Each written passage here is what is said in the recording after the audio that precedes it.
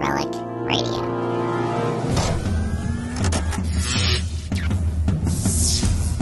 This is Relic Radio Sci-Fi, old-time radio, science fiction stories from relicradio.com.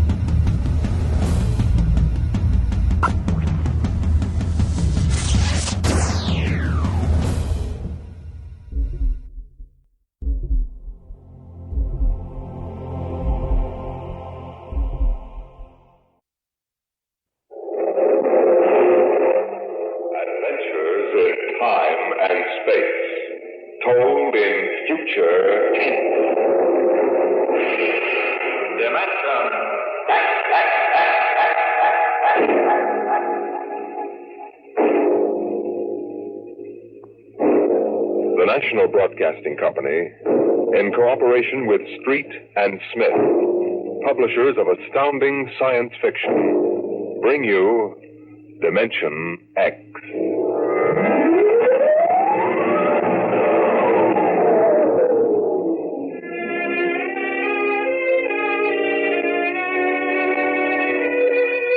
My name is Donald Hasten, private investigator. Maybe you heard about me. I cracked the Turner kidnapping back in 1946. It wasn't very hard. I paid off a few stool pigeons and went right to the hideout. It did my reputation a lot of good, though. Enough good for me to be called into the mayor's office down at City Hall to see Big Mike Flaherty himself. Well, sit down, Hasten. Sit down. Thanks. You'll have to forgive me for speaking so low. That's a bad case of laryngitis. Yes, it is. Hasten, I've been a fool. You didn't get to be mayor of a city like this by being a fool. Well, you know, Hasten, when you get old, you want to believe a lot of things. You want to believe so hard that sometimes you throw your common sense right out of the window. You get hardening of the cranial arteries to become stupid. Well, what's the pitch, Mr. Mayor? You didn't call me in to discuss the philosophy of growing old gracefully. Hasten, I want you to do some investigating for me. Naturally, it must be confidential. This is a confidential business. All right. Yesterday, a man came into this office and sold me a vial of radioactive water that he called the elixir of life. It's supposed to cure you of any disease and keep you healthy enough so you live 100 years. It's none of my business, Mr. Mayor, but how much did you drop on this gold brick? It's about $50,000. You don't seem the type somehow. Come a little closer, Hasten. I'm going to tell you something my political opponents would give their right arms to know. This isn't laryngitis. It isn't? It's inaccessible for surgery. X-rays would be dangerous. How much time I have left, I don't know. But I live like a man who's going to the chair. Hasten, if I want a vacation, I pack up and go. If I want a drink, I take one. If somebody comes to me with a vial of liquid and says it'll keep me alive, I think twice before I throw him out as a crackpot. What do you want me to do? Get your money back? No, the money isn't important. You mean if the loyal opposition got hold of the story, they could use it against you? That's part of it, Hasten. However, you don't have the whole picture yet. Shortly after I bought the stuff, I received an anonymous phone call. I was warned not to take it. I was told it was poison and would kill me in a matter of seconds. Ah, the plot thickens. You can appreciate my position. I feel like a man who can either save his life or destroy himself by taking that stuff. Well, the phone call might be a hoax. Yes, and so might the elixir of life. Yeah, very likely. What do you want me to do about it? Investigate the man who sold it to me. Find out who's behind him, what he knows, where he goes. Nothing else, I want that $50,000 back. What's in it for me? $1,000. If he's on the level. 10% if you get the dough back. Deal? Deal. Here's the vial. And here's his card. Uh-huh. Arthur C. Lehman, longevity expert, 45 Billings Court. Okay, Mr. Mayor, you got yourself a boy. Good. I'll leave your working name and phone number with my secretary. I'll have her send you a check. Right, I'll call you.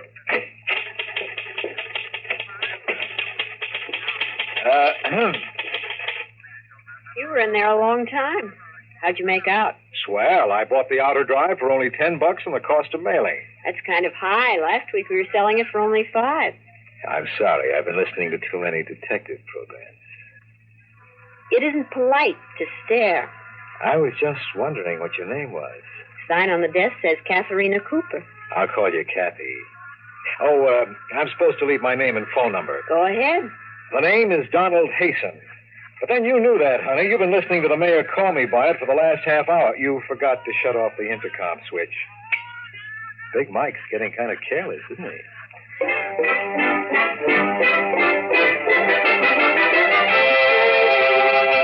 The look on her face said she was feeding me to the vultures piece by piece. I left my card and walked out. By the time I got home, it was dusk. It was the time of early evening when every bachelor wishes he wasn't one, especially after meeting a girl like Kathy. The phone began to ring just as I put my key in the latch. I made it on the fourth ring. Hello? Is this Mr. Donald Hasten? I live alone and don't like it. Were you expecting someone else to answer? This is a warning, Mr. Hasten. Don't touch your bed. I'm sorry, but I don't like to sleep on the floor. The joys of being a private detective. Oh, hello, Jocko. Ha ha. How's my boy? That's a good boy.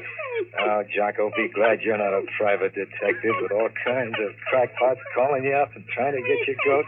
Ha ha ha. Nice boy. Sometimes I wish I had shaggy ears like you so I couldn't hear them. Come on, boy, come on. In the bedroom for a change or something comfortable. What's the matter, boy? You want to go out? Well, you just wait until I sit down here and get these shoes. Hey there, don't jump on that bedspread. Now, you know better than me. Jocko! Jocko! Oh, God.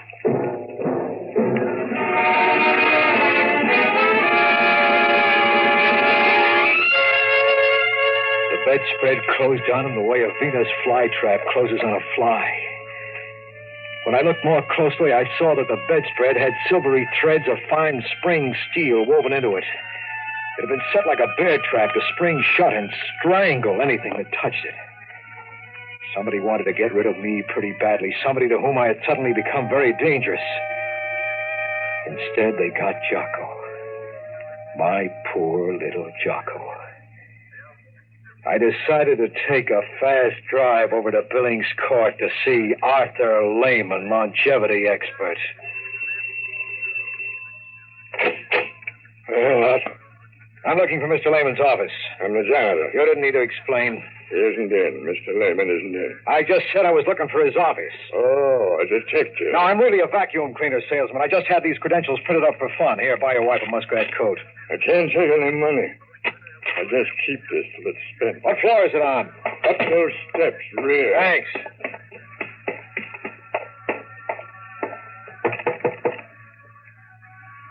Now, let's see now. I ought to have one that fits this.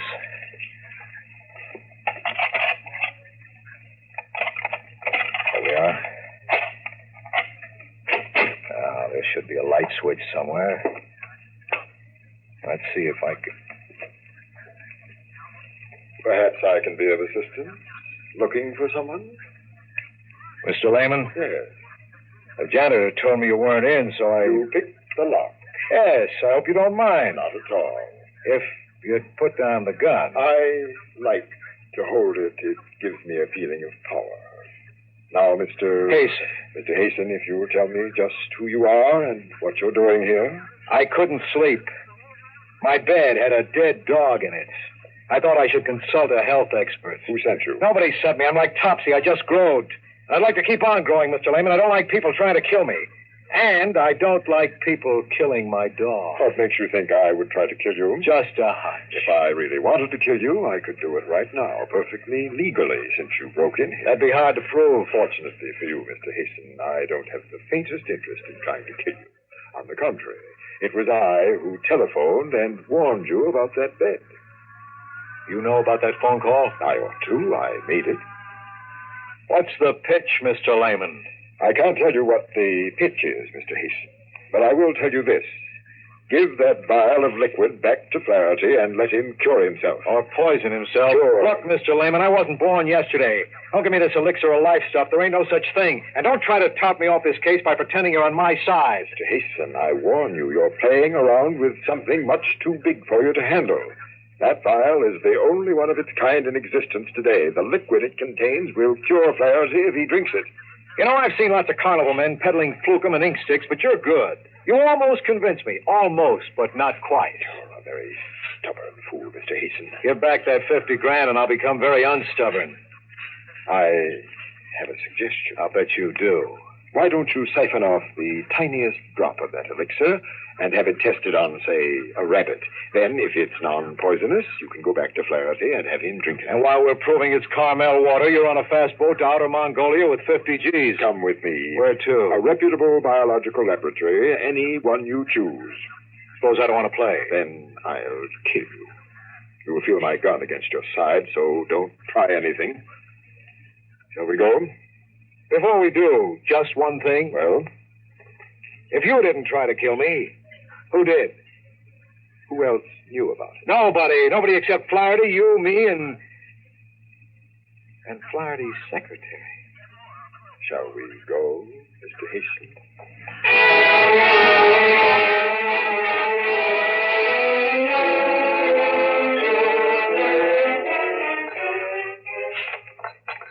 Yes, I believe I could make such a test.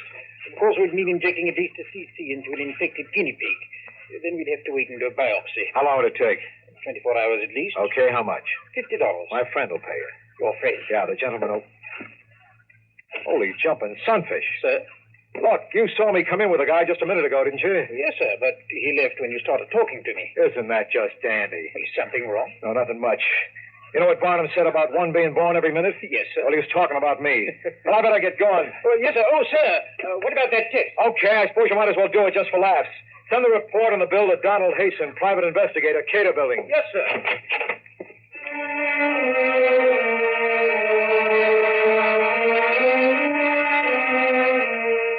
I knew there wasn't much point in going back after Lehman. He was probably well on his way by this time. It was an all-around phony story from beginning to end. But still, somewhere, hanging around the edges of my brain, was a funny kind of hunch. If Lehman had wanted to kill me, then who called me up to warn me? Lehman himself? Why? It didn't figure.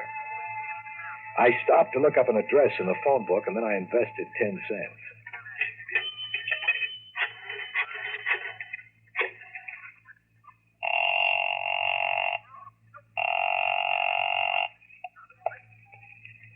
Hello? Kathy, Yes? this is Sherlock. Oh, I'm glad Glad? that you called. I wanted to apologize to you for eavesdropping this afternoon. Why don't you do it over a cup of coffee? I have to talk to you. It's very late. We'll sleep late tomorrow, please. All right. Well, I meet you. There's a coffee shop near your place. I'll be there in 15 minutes.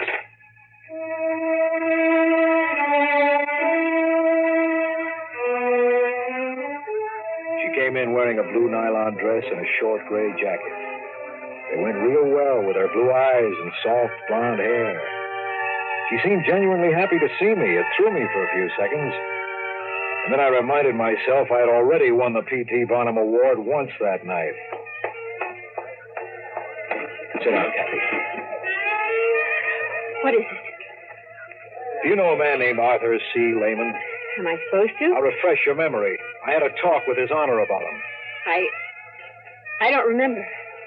Look, I used to have a little Scotch terrier named Jocko. We liked each other. He used to lick my hand. All I want to know is, are you mixed up in it? What goes on? I don't know anything about it. Listen, Kathy, maybe I'm getting sentimental in my old age, but for a moment there, when you walked in, I thought you seemed genuinely glad to see me. Was it because you were glad I was still alive? Come on, give. Don, I liked you. You're a nice guy. Why don't you let it alone? Call Flaherty and turn down the assignment. Give him back his vial and tell him you're not interested in finding Lehman. Would you do it? If you want to help me so much, why not tell me what it's all about? I can't. I'd like to, but I can't. I've told you too much already. Somebody's got you real scared, honey. Who is it? You're too nice a girl to be mixed up in this garbage with a guy like Lehman. Come on, tell me. I can't. Just believe that, please. Get out of it now before it's too late. Okay, honey, you can play it that way if you want, but to me it's as thin as a bowl of restaurant soup. Poor Jocko knew something and couldn't tell me. You know something and you won't tell me. Good night.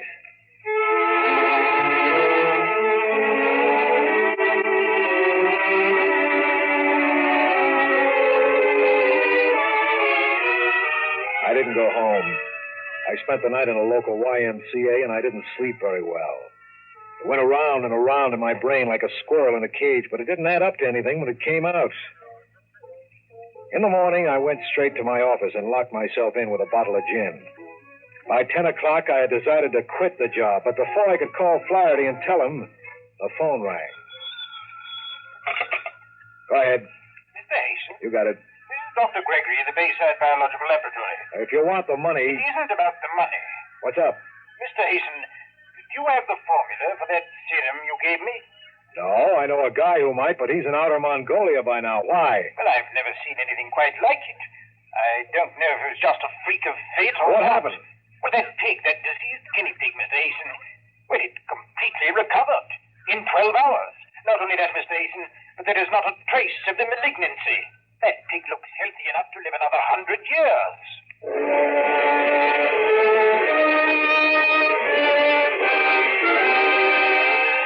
I could feel the sweat soaking into my undershirt as I put down the receiver. Where do we go from here? Was Lehman on the level after all? The next stop was Lehman's office. Maybe he wasn't in outer Mongolia. It was noon before I got there. The same janitor was on duty in the same dirty lobby. Hello there. Hi. You want something? Lehman. Who? Lehman. Never heard of him. Now, wait a minute, Junior. You remember me. Last night, $5, rear office, first floor. I don't know what you're talking about, mister. Oh, you want another $5, huh, Junior? Well, this time I don't buy. Get out of my way. Now, listen, mister, I can't let you just walk into that office. I'll try to stop you if you want to work tomorrow. But there's nobody in there. That office has... We'll see about that, Junior, right now.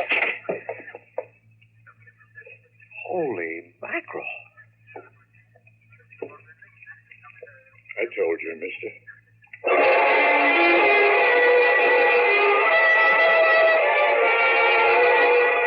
The room was bare. There were caps on the electrical outlets. Everything in the room was covered by a 6 weeks accumulation of dust that was undisturbed except for the footprints of the janitor and myself. Yet yesterday there had been a rug, telephones, desks, chairs, file cabinets.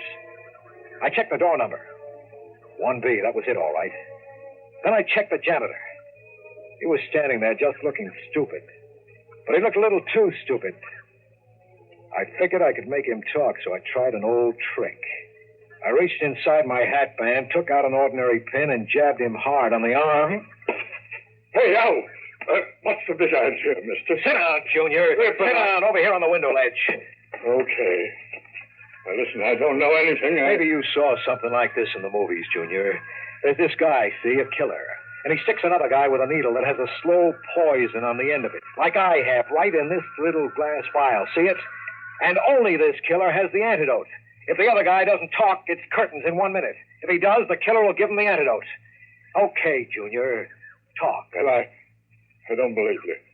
There's no poison in that pin. It's a joke. It's up to you, Junior. Don't you feel something different, though? Feel your heart speed up a little from the poison? Now, listen, I don't know anything. It makes you sweat, too. When it reaches the brain, that's when it really begins to work. You got 30 seconds to spill. Otherwise... Please. 25 seconds. Okay. He was here. He gave me $100 to forget it. He rented the office only a couple of days ago, and then last night he said he was moving out. Said I shouldn't mention to anybody that he'd been here. And our lady was gone. Files, furniture, and all. Don't know how he moved all that stuff out so fast. Now, that's all I know. Honest, that's all I know. Now, for God's sake, mister, give me that stuff. Don't let me just croak. I feel it. Relax, Junior. There was no poison. You're all right. A trick. Yeah, a trick. Thanks for the information. A trick.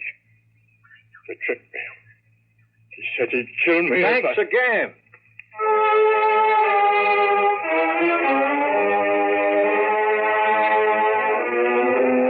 There was Mr. Hasten again, right back on the horns of ye old dilemma.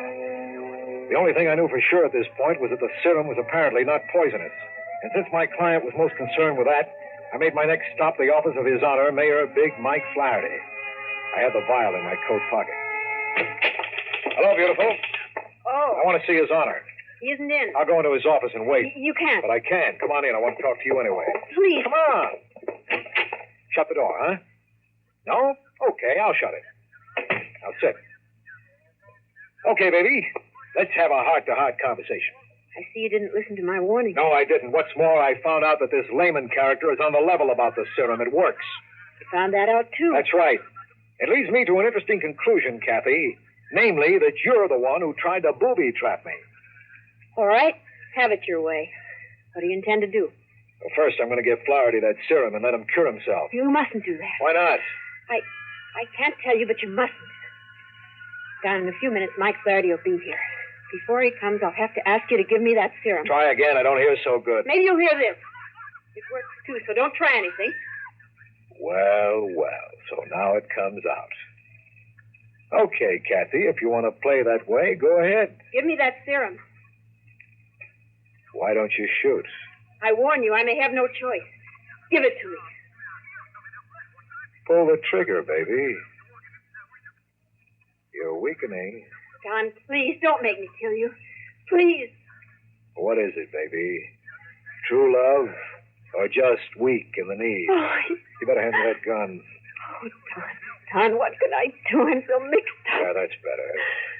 Now, what is it, Kathy? You're no killer. Tell me what's going on here. Maybe I can help you. You gotta trust me. No, I can't, Don. Believe me. I want to, but it's against the prime injunction. The what? Oh, you wouldn't understand. There's no way I could make you understand. Only believe me, Don, because I love you. You mustn't let Lehman succeed in giving that serum to Mike Flaherty. The consequences would be unimaginable. You know, Kathy, if you had come to me and leveled right at the start, maybe we could have worked something out. Maybe I'd be listening to you now. But you're a little late because I just heard Big Mike come into the outer office. He'll be here in a second. Don't, please. Come in. How do you do? Lehman. I see she's been trying to get the vial from you, Mr. Hasten. I was afraid of that. I came over to make certain that Mr. Flaherty is permitted to drink the serum. Well, that's very noble of you, Lehman, but I don't quite understand it. You have your 50 grand. What do you care whether Mike Flaherty lives or dies? Mr. Hasten, if Mike Flaherty dies, the opposition candidate will win the next election.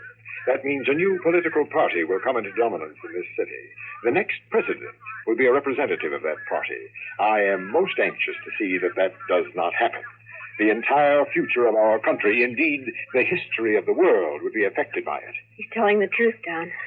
But events must be allowed to take their normal course. Don't listen to her, Hasten. She's tried to kill you once. She'd do it again. You know I'm telling the truth about that serum. She wants to see Flaherty die. Go ahead, ask her. It's true, isn't it, Kathy? You want Mike Flaherty to die. You don't understand. Listen, I'm getting pretty fed up with being told I don't understand. Understand what? I understand that in the past 24 hours, somebody's tried to kill me. I understand that Lehman's serum will cure a guinea pig and probably a human. I understand that unless I'm completely insane, the entire contents of Lehman's office vanished in a few minutes. I understand that you two seem to be more concerned with some nonsense that's going to take place in the future than... Holy smokes. Oh, no, it's too fantastic. Just too fantastic to even think about. Something troubling you, Mr. Hasten? Perhaps I can help you. Perhaps you can, Lehman. I'm going to ask you just one question. Very well. When are you from? That does it, doesn't it, Mr. Lehman? I've guessed your game. I'm afraid you have, Mr. Hasten. I am, as you surmise, a traveler from the future. And since you've stumbled upon it, perhaps Miss Cooper here would like to fill in her part of the story. But before she does, up your hands, both of you. Higher. Don't move. I'll take that gun, Mr. Hasten. Now, Miss Cooper, you may enlighten our backward friend. Go ahead, Kathy.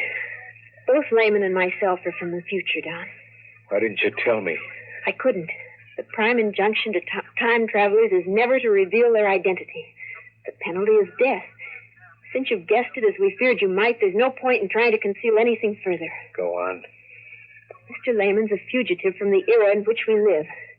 Using one of our time machines, he came back to your time. And he sought to change things so that he'd be in a position of great power in the future. How do you figure to do that? If Flaherty lives long enough, he could dominate the political picture in America. You're almost right, except in one detail, Miss Cooper. Flaherty will not survive. He will live only long enough to gain a position of political dominance. Then I will remove him, and my own ancestor will take over the reins of power, leaving them eventually to me. I get it now. But there's one thing that bothers me. Who was trying to kill me? I was. You see, I was sent here to track down Lehman. I set that spring before I met you, as soon as Flaherty hired you to help him. I did it on orders from the council. They were afraid you'd be successful in saving Flaherty's life. Then, unfortunately, I fell in love with you and couldn't go through with it. I called and warned you. You took credit for that, Lehman. I wanted to enlist you on my side, Mr. Hasten. However, it makes little difference at this point, since you know the entire story. I have little choice now. Do you think you can get away with this? I believe I can, Mr. Hasten. There are two of us here who know your plans. By the time Mr. Flaherty returns to his office, there will be only one. Myself. Goodbye, Mr. Hasten. It has been a pleasure. Not without a fight, you...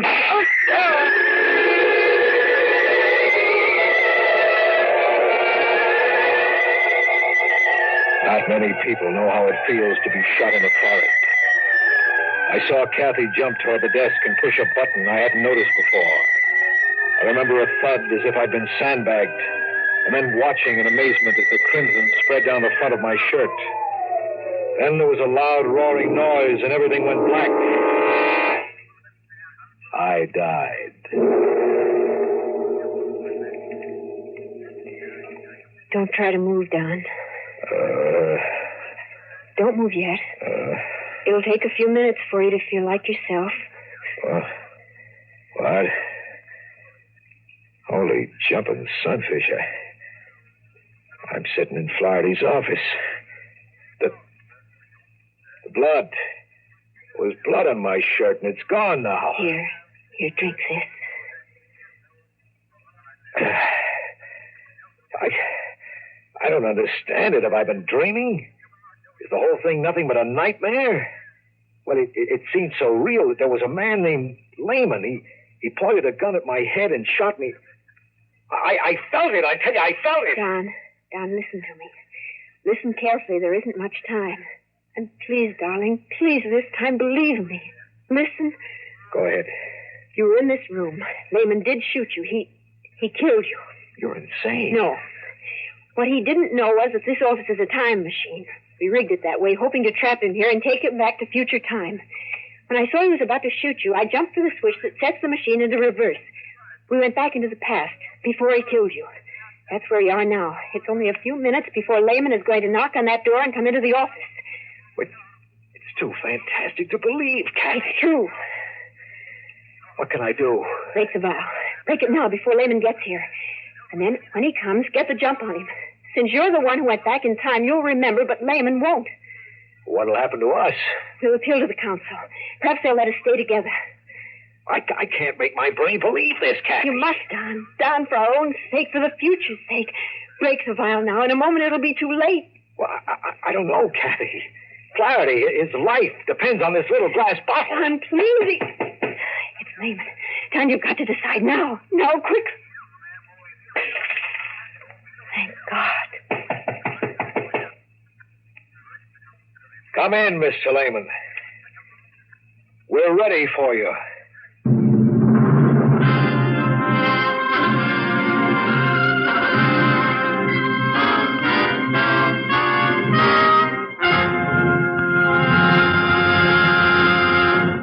You've just heard another adventure into the unknown world of the future. The world of... Dimension.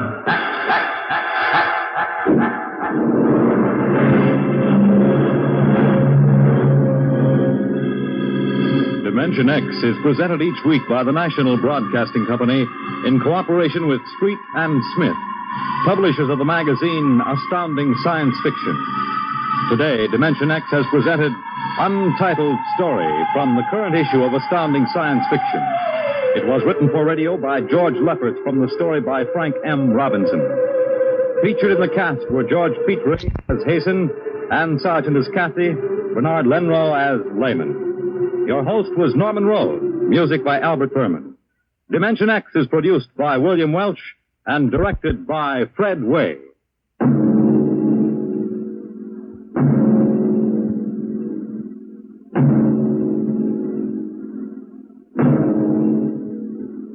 Dragnet, the story of your police force, is next on NBC.